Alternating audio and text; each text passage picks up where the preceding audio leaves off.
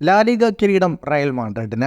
ലീഗിലെ 34ാം round പോരാട്ടങ്ങളിൽ Barcelona ജിറോണയോട് പരാജയപ്പെടുകയും Real Madrid കാഡിസിനെ തോൽപ്പിക്കുകയും ചെയ്തതോടെയാണ് Carlo അൻസലോട്ടിയുടെ സംഘം കിരീടമുറപ്പിച്ചത്.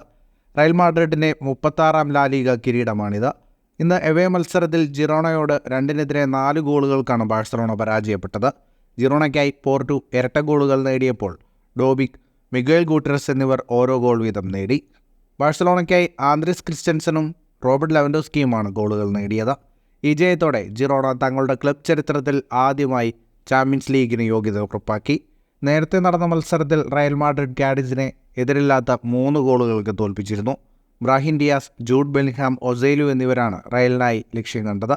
ലീഗിൽ 34 മത്സരങ്ങൾ പൂർത്തിയാകുമ്പോൾ ഒന്നാമതുള്ള റയൽ മാഡ്രിഡിന് 87 പോയിന്റാണുള്ളത്. ഇന്നത്തെ ജയത്തോടെ 2ാം സ്ഥാനത്തേക്ക് എത്തിയ ജിറോണയ്ക്ക് 74, മൂന്നാമതുള്ള ബാഴ്സലോണയ്ക്ക് 73 പോയിന്റാണുള്ളത്.